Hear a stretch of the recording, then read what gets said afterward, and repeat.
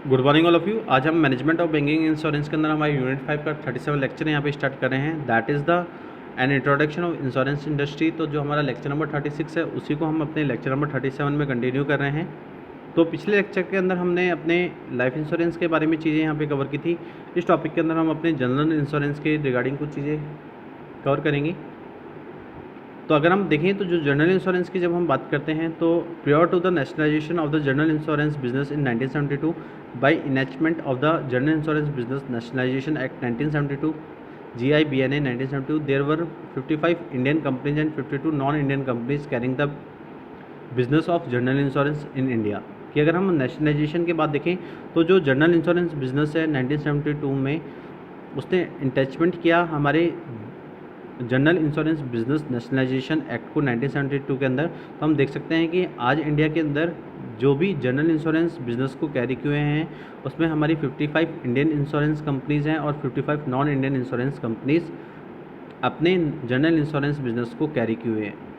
तो अगर हम अपने नेशनलाइजेशन से पहले की बात करें तो जो टोटल प्रीमियम हम रिटर्न करे थे इन कंपनीज़ के अंदर वो हमारा 172 करोड़ था 1970 के अंदर, जो कि नेशनलाइजेशन से पहले था।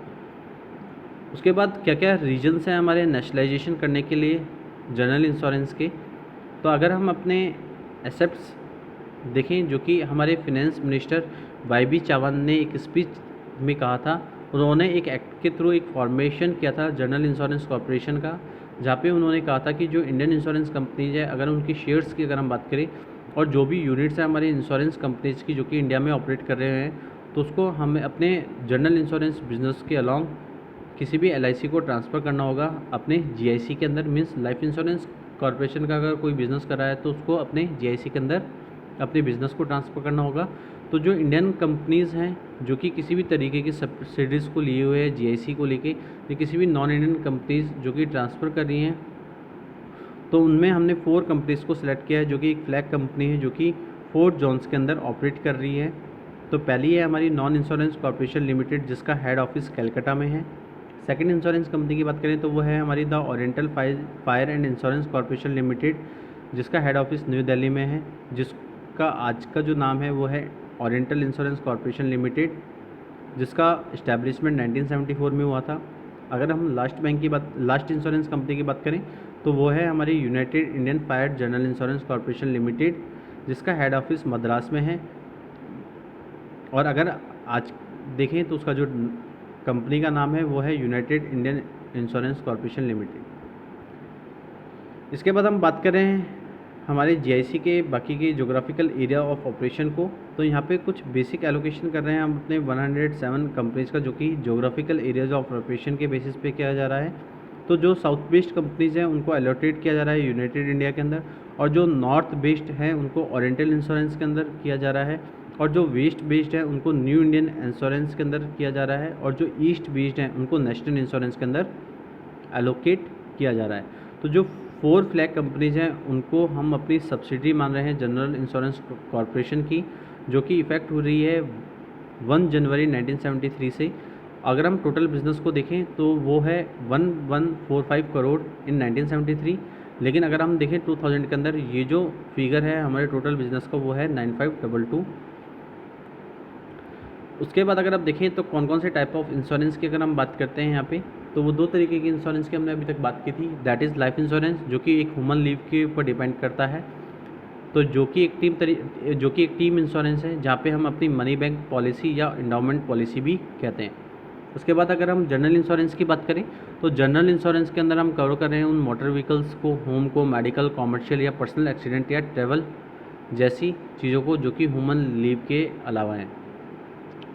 उसके बाद अगर हम बात करें तो इंश्योरेंस की जो ग्रोथ है वो किस तरीके से ड्राइव हुई इंडिया के अंदर, तो वहाँ पे हम कुछ पॉइंटों को यहाँ पे स्पेसिफाई कर रहे हैं। तो पहले ही अगर हम बात करें तो जो डिमांड है हमारे इंश्योरेंस प्रोडक्ट की, अगर उसके लाइकली अगर हम देखें तो हमेशा इंक्रीज़ कर रही है अपने एक्सपोनेंशियल ग्रोथ को लेके, जो कि हाउस होल्ड सेविंग्स की है, परचेजिंग पावर की या मिडिल क्लास की है, और जो भी कंट्री वर्किंग कर रही है पॉपुलेशन के अंदर, तो वहाँ पे हम अपनी ग्रोथ को ड्राइव करने के लिए अगर इंडियन इंश्योरेंस इंडस्ट्री को देखें तो वो कुछ इस तरीके की है। अगर फर्स्ट पॉइंट की अगर हम बात करें तो growing of the financial industry as a whole, कि जो हमारी फाइनेंशियल इंडस्ट्री है वर्ल्ड के अंदर वो फास्टली ग्रो कर रही है, इसलिए जो हमारी इंश्योरेंस सेक्टर है वो भी इंडिया में फास्टली ग्रो हुआ। नेक्स्ट अगर हम देखें तो growth of life and non life industry, कि जिस तरीके से हमारी जो लाइफ और नॉन लाइफ इंडस्ट्री का ग्रोथ हुआ है उससे हम कह सकते हैं कि जो हमारे इंश्योरेंस सेक्टर से इंश्योरेंस इंडस्ट्री है उसकी भी ग्रोथ होना स्टार्ट हुई। दूसरा क्या है कि हमें अगर अपने इनोवेशन को प्रमोट करना है या इनएफिशिएंसी को रिमूव करना है तो उसके लिए भी हमने देखा कि जो इंश्योरेंस सेक्टर्स का जो पार्टिसिपेशन है इंडियन मार्केट के अंदर वो बहुत ज़्यादा देखने को हमें मिला। उसके बाद अगर हम बात करें तो that is competition and orderly growth, कि अगर हम अपने कंपटीशन को देखें या हमारी रेगुलर बेसिस पे ग्रोथ देखें तो वो भी हम अपने इंश्योरेंस सेक्टर्स के अंदर देख सकते हैं, जो कि एक एक्सपोर्टेशनल ग्रोथ को इंक्रीज़ किए हुए है किसी भी टाइम पीरियड के अंदर। और अगर हम लास्ट पॉइंट की बात करें तो वो है हमारे growth of specific insurance segment such as motor insurance.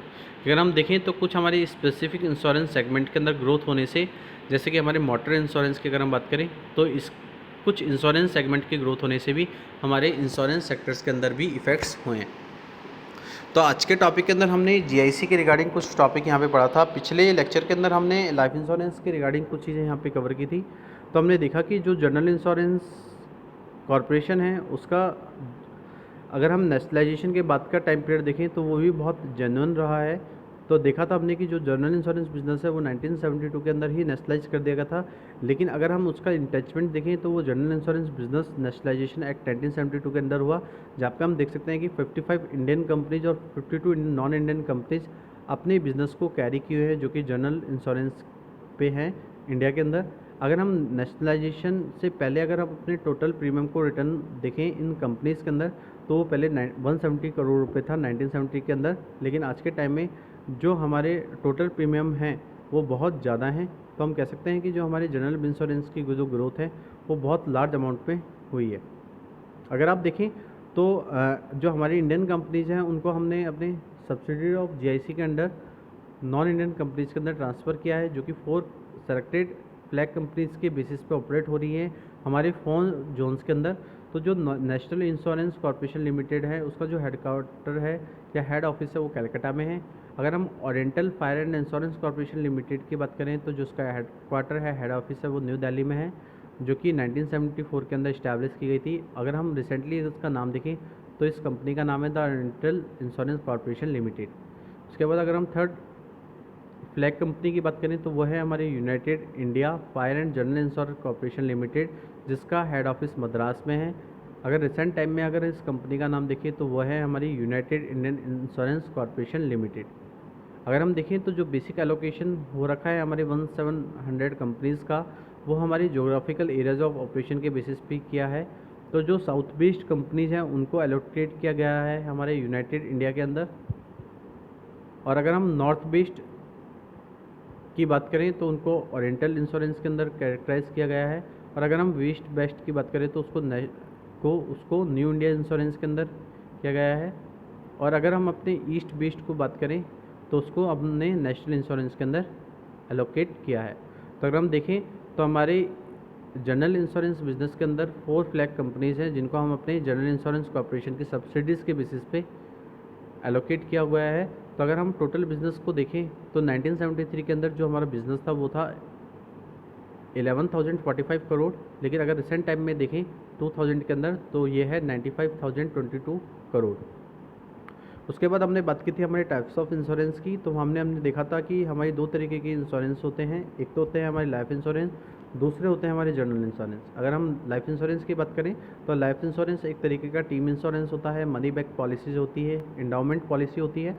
और उसी तरीके से अगर हम जनरल इंश्योरेंस की बात करें तो जनरल इंश्योरेंस के अंदर हम कवर कर रहे हैं एक मोटर व्हीकल इंश्योरेंस पॉलिसी को, होम इंश्योरेंस पॉलिसी को, मेडिकल इंश्योरेंस पॉलिसी को, कॉमर्शियल इंश्योरेंस पॉलिसी को, पर्सनल एक्सीडेंट इंश्योरेंस पॉलिसी को और ट्रेवल पॉलिसी को। उसके बाद हमने देखा था कि इंडिया में हमारी इंश्योरेंस ग्रोथ किस तरीके से ड्राइव हुई। तो हमने देखा कि जिस तरीके से इंश्योरेंस प्रोडक्ट की जो डिमांड है वो इंक्रीज़ हुई, तो हमने देखा कि हमारे जो हाउस होल्ड्स की सेविंग है उसमें भी एक्सपोनेंशियल ग्रोथ देखने को मिली। तो जो हाउस होल्ड्स की जो परचेजिंग पावर है, जो कस्टमर्स की परचेजिंग पावर है, जो मिडिल क्लास की नीड है और जो कंट्री की वर्किंग पॉपुलेशन है, उसके बेसिस पे हमने देखा कि जो ग्रोथ है इंडिया इंडियन इंश्योरेंस इंडस्ट्री के अंदर, वो हमें 4 पॉइंट के बेसिस पे ड्राइव हुई। तो अगर हमने देखा तो फर्स्ट जो पॉइंट था वो था कि फाइनेंशियल इंडस्ट्री की अगर हम देखें ग्रोथ ओवरऑल वर्ल्ड के अंदर, तो वो तेज़ी से होने लगी आफ्टर द ग्लोबलाइजेशन। उसके बाद अगर हम देखें तो सेकंड पॉइंट क्या था कि अगर हम देखें तो लाइफ और नॉन लाइफ इंडस्ट्री का जिस तरीके से ग्रोथ हुआ हमारे इंडिया के अंदर, तो हम देख सकते हैं कि जो डिमांड है हमारे इंश्योरेंस प्रोडक्ट्स की वो बहुत हाई होने लगी। उसके बाद हमने अपने इनोवेशन को प्रमोट किया और इनएफिशिएंसी को रिमूव किया हमारे इंश्योरेंस सेक्टर के अंदर। तो हमने देखा कि जो कस्टमर्स की डिमांड है वो इंक्रीज़ हुई, तो जो हमारे इंश्योरेंस इंडस्ट्री की जो ग्रोथ है वो ड्राइव होने लगी। अगर हमने देखा कि जिस तरीके से एक कंपटीशन या हमारे एक टाइम पीरियड के अंदर जो ग्रोथ है इंश्योरेंस इंडस्ट्री की वो हो रही है, तो हमने देखा कि जो डिफरेंट डिफरेंट इंश्योरेंस कंपनीज है वो अपने कंपटीशन को बनाए रखने के लिए क्या कर रही हैं, एक इनोवेटिव प्रोडक्ट्स को मार्केट में लॉन्च कर रही हैं, बेटर सर्विसेज अपने कस्टमर्स को दे रखी है, जिनसे कि कस्टमर का जो सेटिस्फेक्शन लेवल है उसको हम प्रूव कर सकें। और लास्ट अगर हम देखें तो पॉइंट क्या है कि अगर हम अपने स्पेसिफिक इंश्योरेंस सेगमेंट की ग्रोथ को देखें, तो जिस तरीके से मोटर इंश्योरेंस, गैजेट इंश्योरेंस, या अगर हम बाकी के इंश्योरेंस की बात करें, तो अगर हम अपने इंश्योरेंस सेगमेंट की ग्रोथ कर रहे हैं तो हम कह सकते हैं कि हमारे इंश्योरेंस इंडस्ट्री की जो ग्रोथ है वो भी ड्राइव होगी। तो आज का जो लेक्चर है वो यहाँ पे कंप्लीट होता है। आज के लिए इतना ही। Thank you so much and have a nice day.